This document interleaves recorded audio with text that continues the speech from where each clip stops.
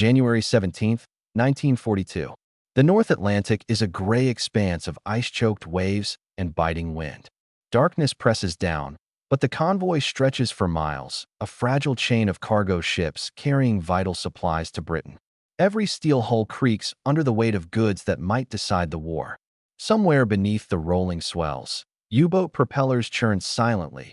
Hunting on the deck of the HMS Stalwart, a small naval cook leans against the railing, eyes narrowing at the black horizon. He is not trained in sonar or naval tactics. He has never commanded a ship, nor fired a gun in anger. Yet, amid the frostbitten dawn, he notices something other officers have overlooked: the subtle vibrations, the unnatural echoes bouncing off the steel hulls, betraying the convoy's presence. With nothing but instinct and a spark of daring, he proposes an idea that seems almost absurd. Something as simple as changing the rhythm of routine, the way engines and crew movements sound, even how steam whistles release into the freezing air. An idea that will, in hours, make the difference between life and annihilation. The sea waits. The hunt begins. By 1942, the Battle of the Atlantic had reached a pivotal moment.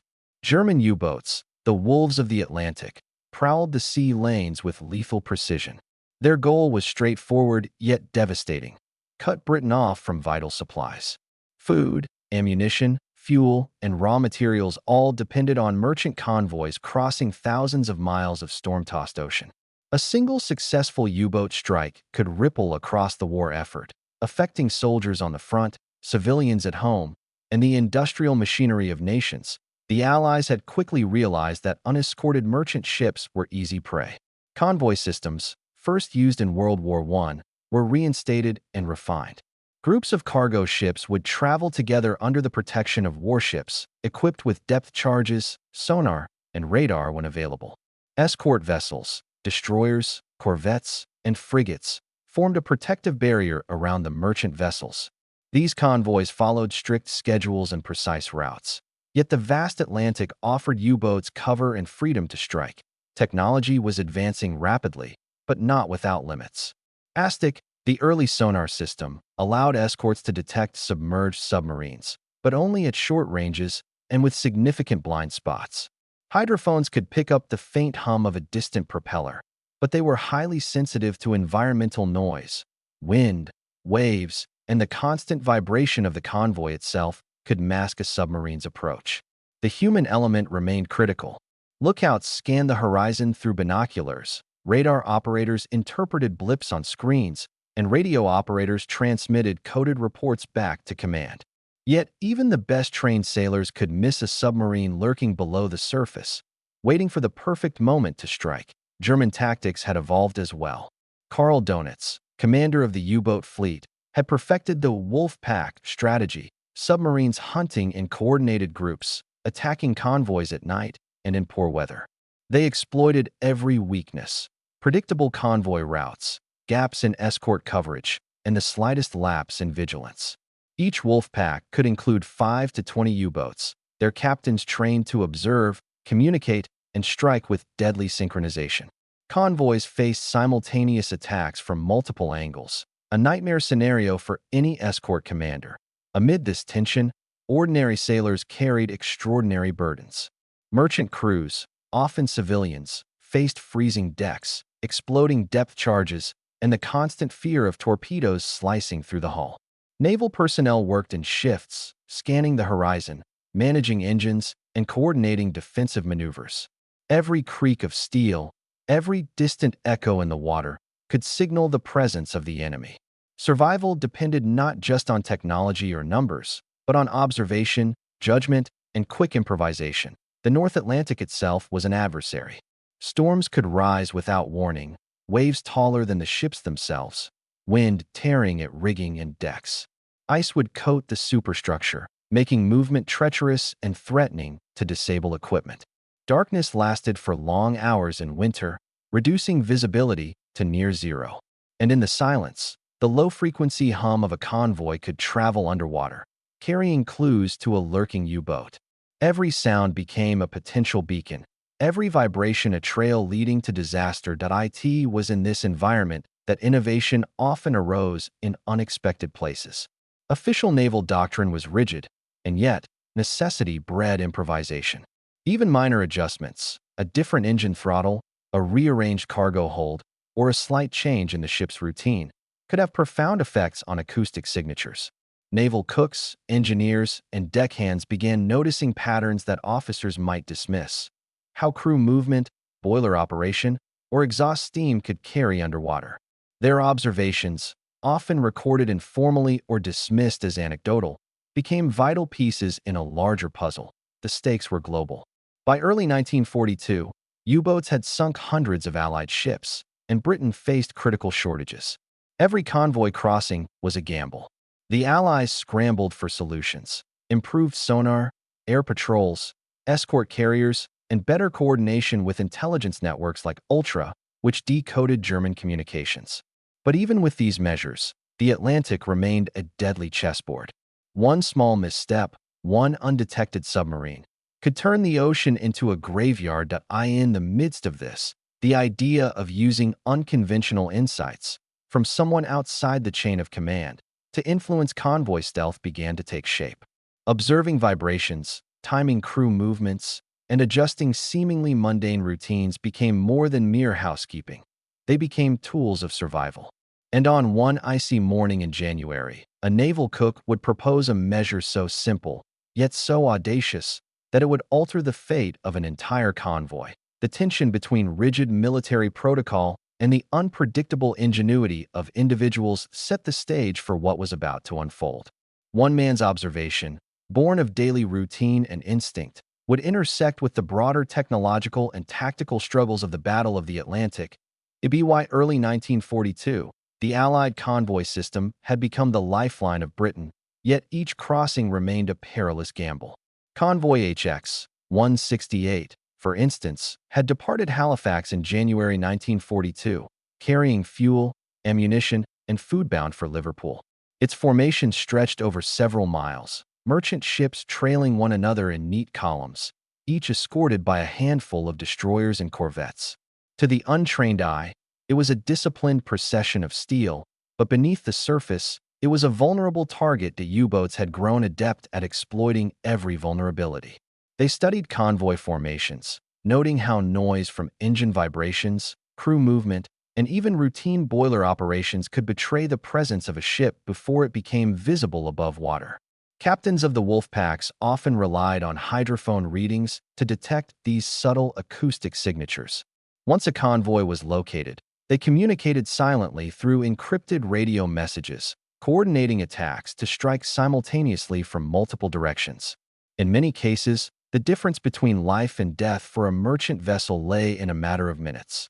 The convoys themselves were not passive victims. Escorts attempted to mask acoustic signals with countermeasures: zigzag patterns, variable speeds, and careful spacing to minimize the echo trails carried underwater. But these measures often clashed with operational demands. Maintaining speed to avoid ice buildup, ensuring cargo stability, and managing fatigue among crews all introduced additional challenges. Every decision was a compromise between safety, efficiency, and strategic necessity. The human element remained a critical factor. Crew members worked under exhausting conditions, aware that a single torpedo could end the lives of hundreds. Night watches involved scanning black seas through binoculars, listening to the faintest mechanical hums, and interpreting subtle vibrations through the deck. Even minor routines, the timing of meal preparation, engine adjustments, or the movement of supplies, could inadvertently create acoustic clues detectable by enemy submarines. Officers recognized the problem but often lacked the bandwidth to investigate every anomaly. It was in this climate of extreme pressure that innovation arose from unexpected quarters. Anecdotal reports from sailors noted that the rhythm of the convoy could influence detection. The steady cadence of machinery, footsteps, and even the release of steam from funnels created a signature pattern. One small deviation could disrupt the echo patterns that submarines relied upon to locate ships. In other words, the convoy's own routine could betray it, or, if adjusted cleverly, protect it. Intelligence also played a vital role. The Allies had begun to intercept and decode German communications through Ultra, learning the locations and intentions of wolf packs before attacks occurred. Yet knowledge alone was insufficient. Submarines could still approach under the cover of darkness or storms, exploiting the natural acoustic environment. The combination of environmental conditions, human error, and technological limits meant that any additional layer of defense, no matter how unconventional, was worth exploring. Among the crew of one convoy, a naval cook began noticing patterns in ways others had not. While preparing meals in the galley, he observed that specific activities, opening hatches, shifting supplies, or even the rhythm of engine adjustments, seemed to correspond with the faint vibrations detected through the hull. The thought was almost laughable at first. Could routine movements really be manipulated to influence enemy detection? Yet, in a war where subtlety could save hundreds of lives, even the smallest advantage demanded attention. The cook's idea emerged from this observation. By slightly altering the timing and coordination of these everyday activities, the acoustic signature of the convoy could be disrupted. Engines could be throttled in specific sequences, steam released at staggered intervals, and crew movements synchronized to break predictable patterns. It was not a high-tech solution, nor a formal tactic developed by Naval Command. It was instinctive, drawn from practical experience and a keen ear for sound. An idea born of necessity in the crucible of survival. As the convoy pressed onward through the icy Atlantic, tension built with each passing hour. Every lookout's shout, every distant engine hum, became part of a delicate symphony of survival. The wolf packs were patient, lurking below, tracking patterns and waiting for the slightest opening. And yet, within the steel hulls and frozen decks, a quiet experiment was beginning. One man's daring observation, poised to test the limits of human ingenuity against one of the most ruthless machines of war. In the hours that followed, the cook's intervention would intersect with strategy, technology, and human courage. The subtle adjustments he initiated would ripple through the convoy, influencing sonar readings, disrupting enemy calculations, and ultimately altering the outcome of a deadly engagement. The stage was set for a moment that would demonstrate how innovation could emerge from the most unlikely source, bridging the gap between human perception and the vast machinery of war. At first glance, the cook aboard the HMS Stalwart appeared insignificant in the hierarchy of war. He was not a commander, not an engineer, and certainly not trained in anti-submarine tactics. Yet, his role became emblematic of the human dimension in warfare, the capacity of observation, intuition, and courage to influence outcomes far beyond rank or formal training. Daily routines in the galley gave him a unique vantage point. The rhythmic clatter of pots, the hiss of steam from boilers, and the creak of steel under frost-heavy decks formed a constant backdrop. While others might dismiss these as mundane, he listened closely, noting patterns in vibration and sound propagation through the ship's structure. The cook understood the ships not as vessels of war, but as living organisms, each movement, each engine pulse, producing signals that could travel underwater. When he first suggested manipulating these routines to confuse U-boats, skepticism was immediate. Officers and sailors were trained to follow protocol. The idea of a cook altering operational procedures seemed absurd. Yet, desperation and observation converged. In an environment where every advantage counted, human ingenuity, even from unexpected quarters, became a weapon. The cook's calm, methodical experimentation demonstrated how attentiveness and subtle action could rival technological sophistication and impact.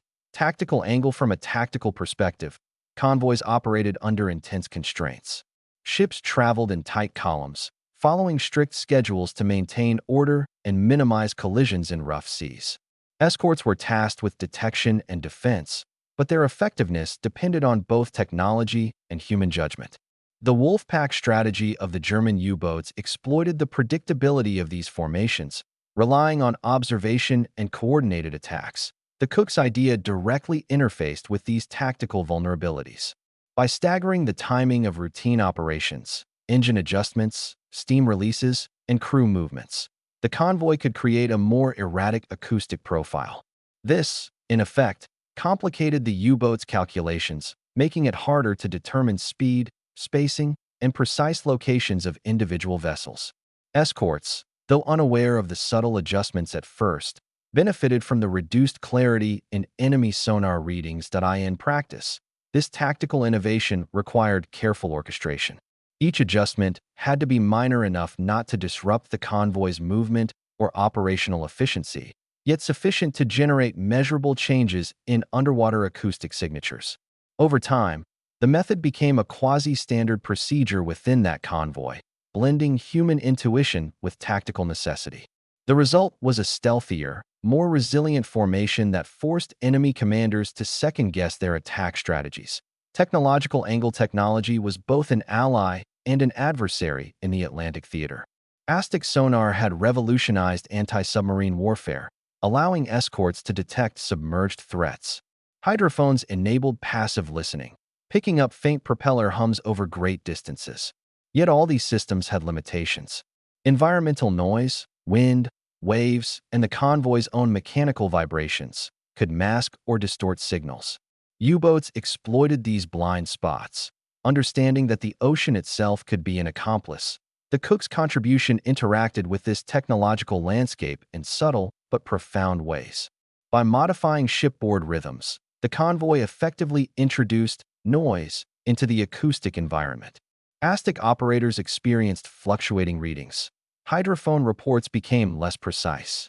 What technology could detect as a signature of a ship or engine was now blurred, forcing U-boat commanders to rely on estimations and increasing the risk of miscalculations. Moreover, the innovation underscored a crucial point.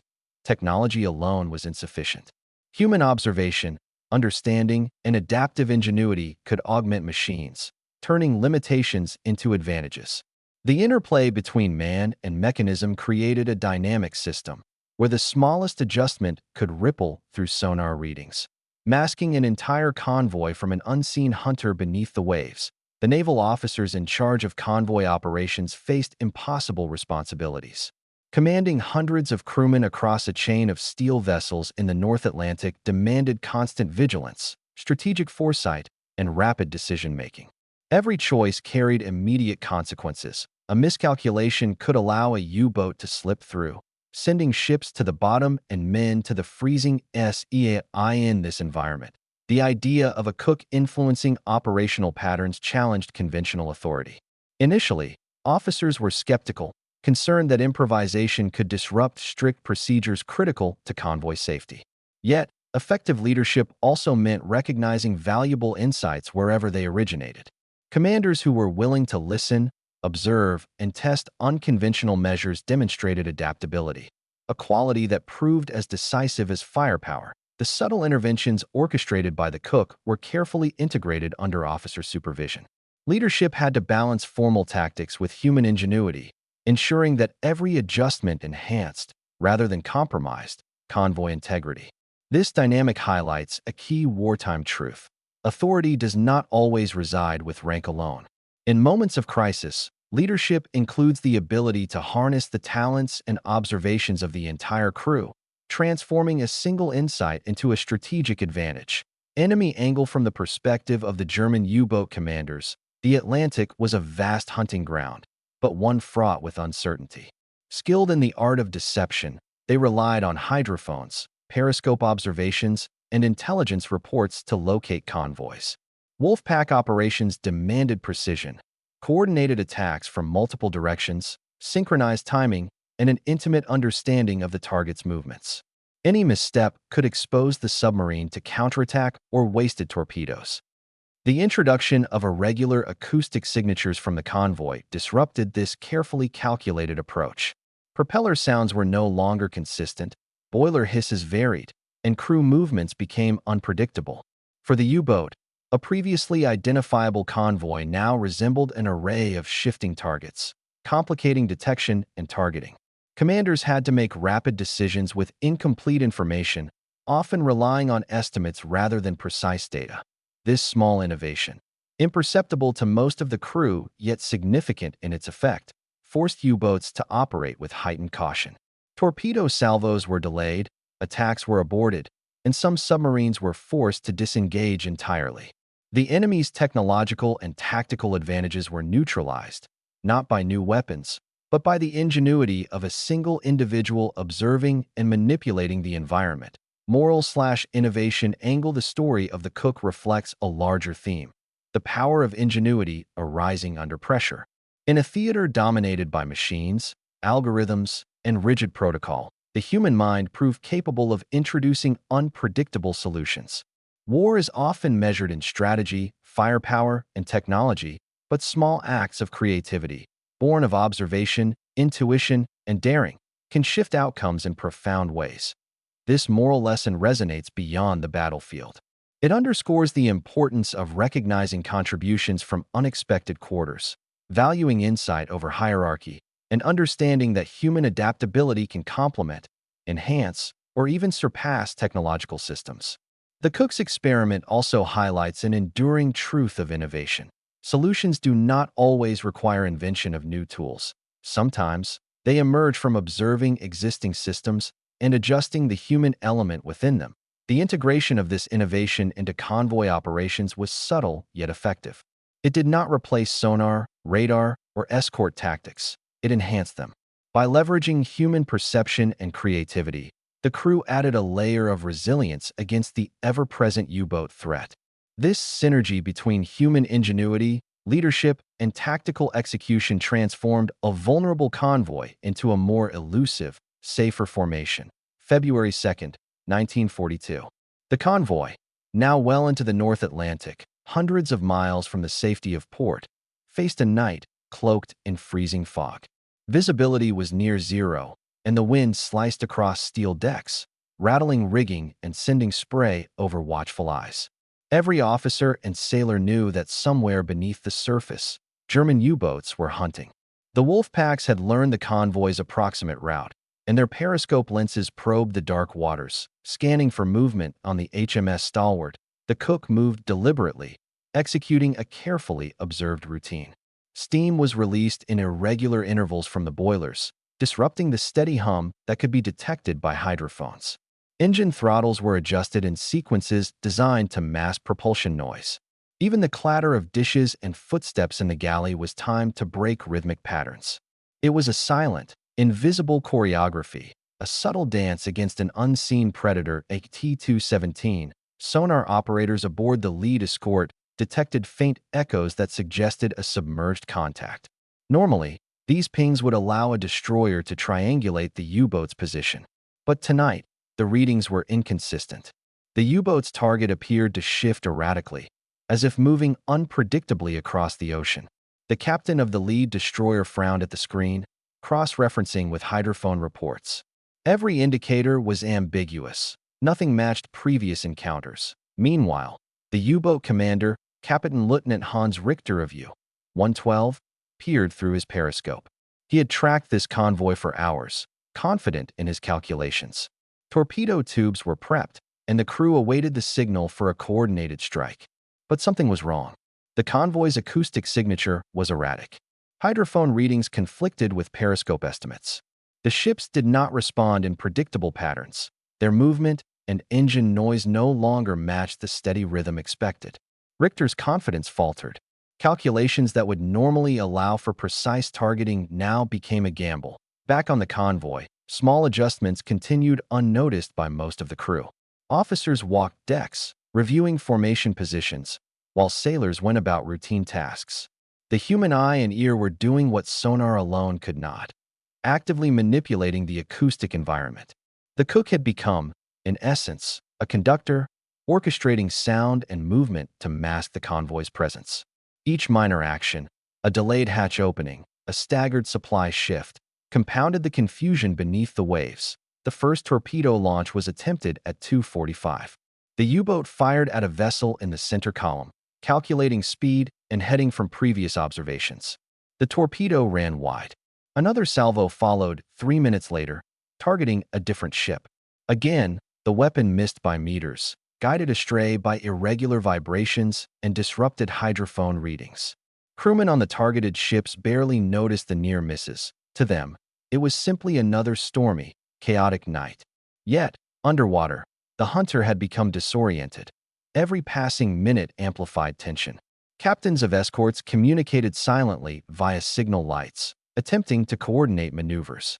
But the convoy's deliberate chaos, born of human observation and subtle manipulation, made standard procedures less effective for the enemy and more secure for the Allied vessels. Each adjustment was a silent victory.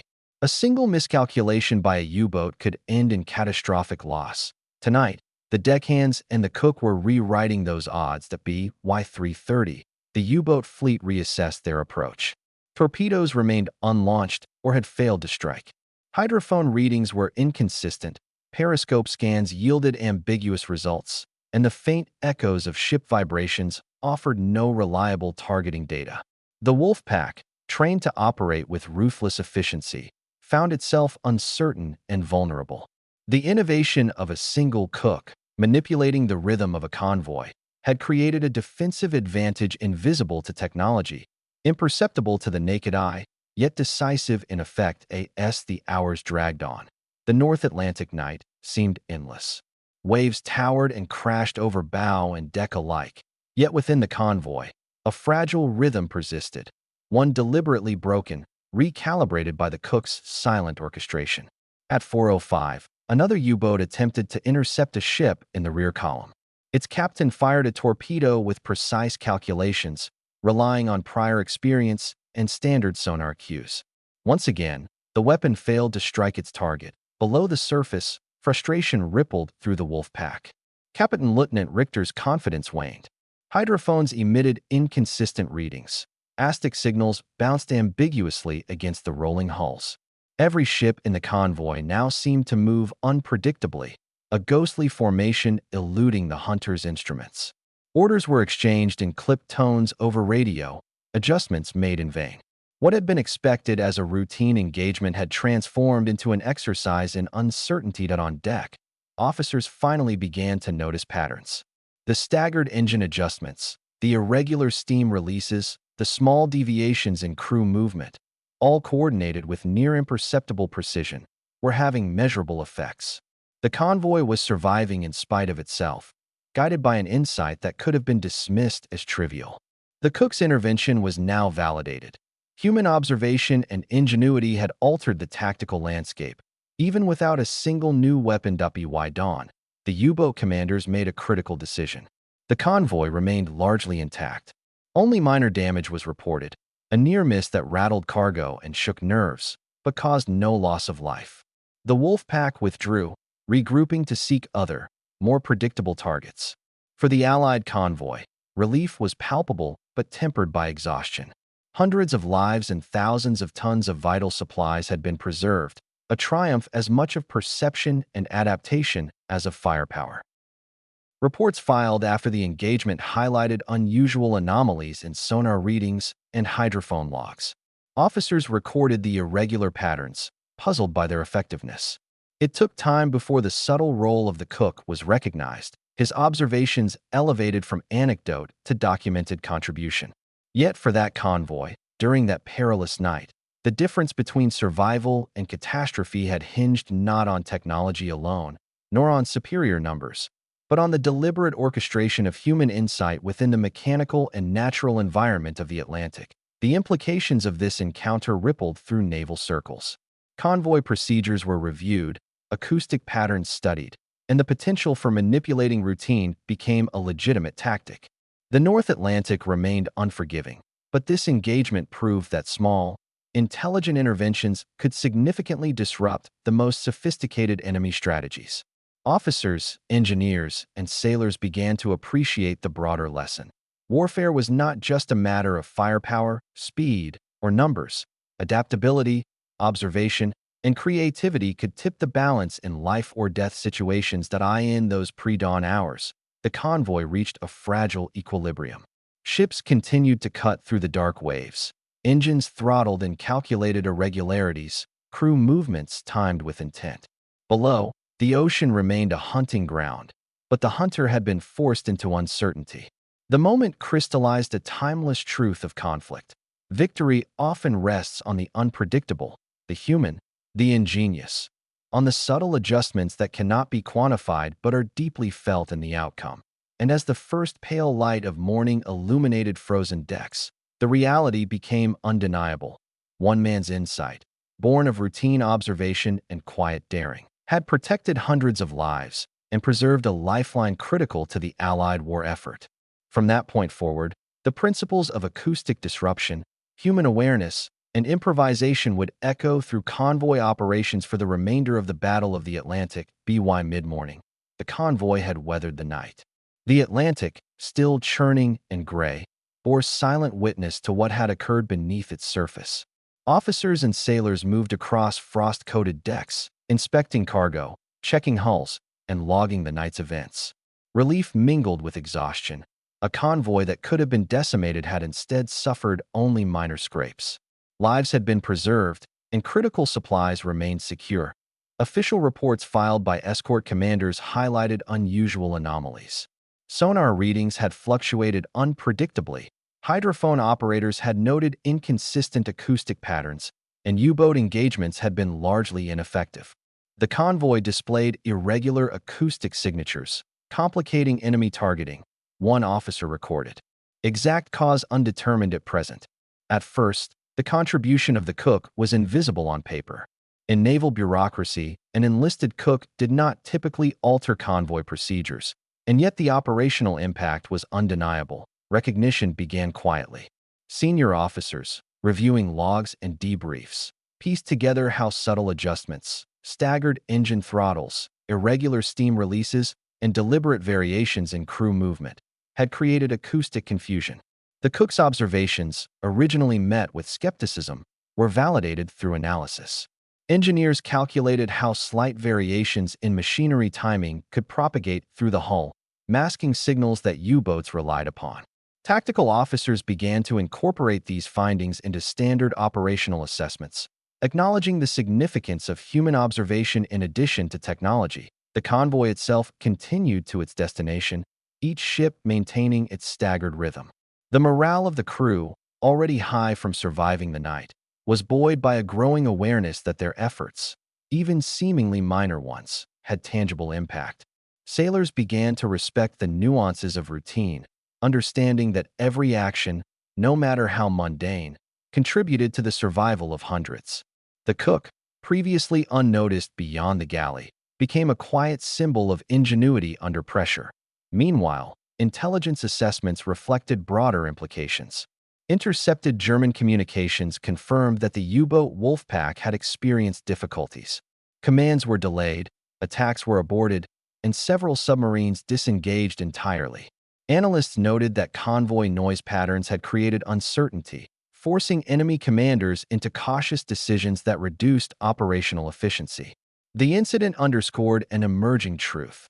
In the Battle of the Atlantic, technological superiority alone was insufficient. Unpredictability, adaptability, and human ingenuity could shift the balance.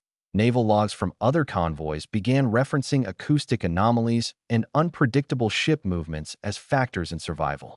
While no formal doctrine yet existed, officers began to recognize that controlled disruption of convoy signatures, intentionally manipulating the environment, could become a tactical asset. In this sense, one cook's observation transcended its immediate application, hinting at a broader evolution in naval operations.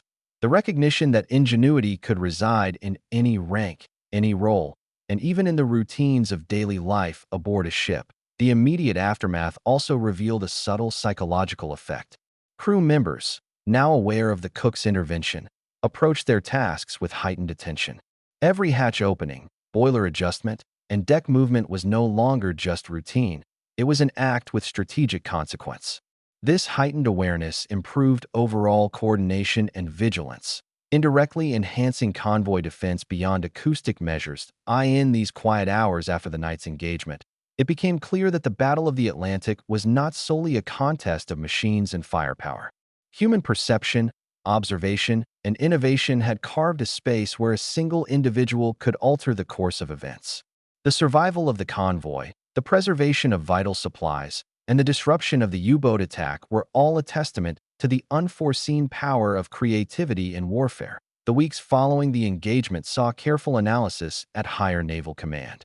Reports from the convoy, combined with intelligence intercepts and hydrophone logs, revealed a remarkable outcome. Not only had the convoy survived without significant loss, but the Wolfpack's operations had been effectively neutralized for that mission.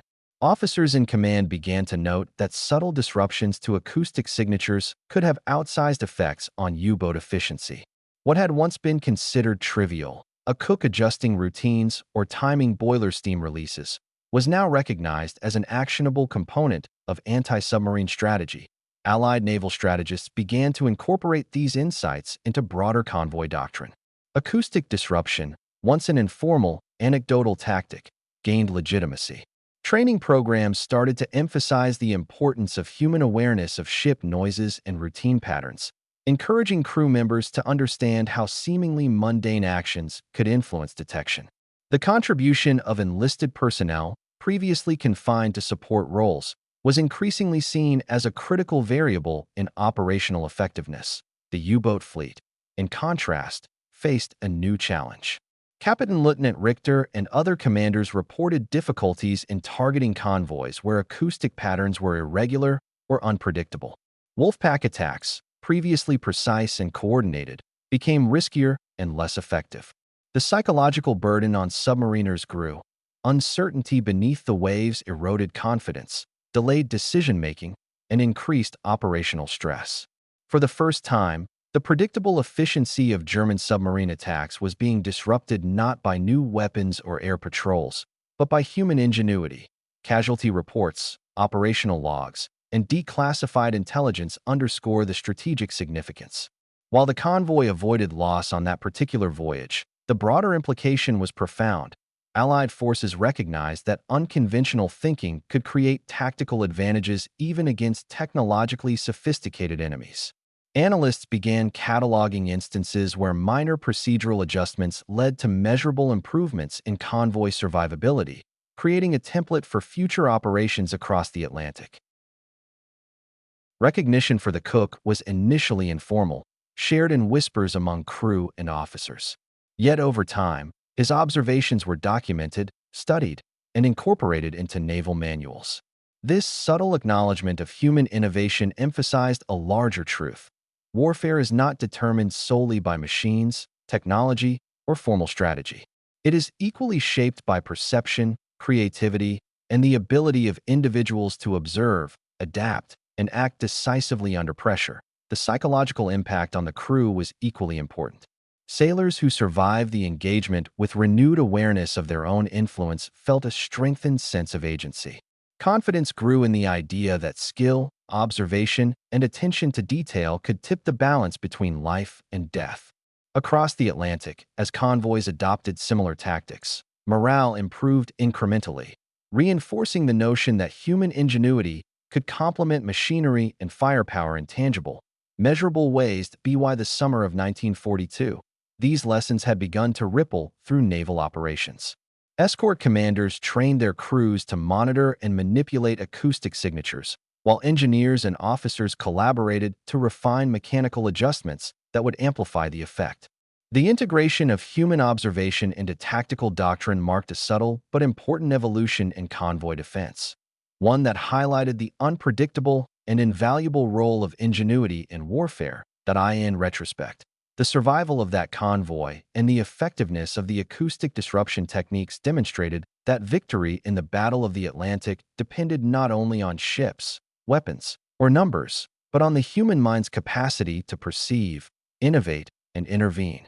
One man's insight had preserved lives, protected vital supplies, and forced the enemy to adapt, a lesson that resonated across the North Atlantic and would inform Allied strategy for the remainder of the conflict. The Battle of the Atlantic was often measured in tonnage sunk, ships lost, or the miles of supply routes protected. Yet, amid the cold steel and roaring engines, it was also shaped by subtler forces: human perception, ingenuity, and courage. The story of one cook, quietly observing patterns, experimenting with routine, and daring to act, reminds us that history is not only written by generals and admirals, but also by those who see what others overlook. In a night cloaked by fog and freezing waves, his insight became a lifeline. By altering the rhythm of ordinary tasks, he disrupted a sophisticated enemy, preserved hundreds of lives, and safeguarded vital supplies. Technology, training, and firepower were all crucial, yet they alone could not account for the survival of the convoy. It was the human mind, attentive, adaptive, and courageous, that transformed vulnerability into resilience. This episode highlights a timeless truth. Ingenuity often emerges from unexpected quarters. Innovation does not always require new machines or weapons. Sometimes, it resides in the careful observation of existing systems and the courage to act on insight. In war, as in life, survival and success frequently depend on noticing the small details that others dismiss and having the confidence to make them matter. The North Atlantic remained a harsh, unforgiving theater, but the legacy of that night endured. Naval doctrine gradually embraced human-centered innovation alongside technology. Crews understood that even routine actions, footsteps on the deck, the timing of a boiler release, could ripple outward with strategic impact. And beyond the tactical or operational lessons, the story serves as a human reminder. One person's observation, one spark of creativity, can alter the course of events, challenge expectations, and leave a mark on history that in the end, the cook's insane idea was neither reckless nor trivial. It was a quiet testament to the enduring power of human ingenuity, a force as vital and unpredictable as the ocean itself. And for those who sailed the Atlantic, that force became the difference between disaster and survival.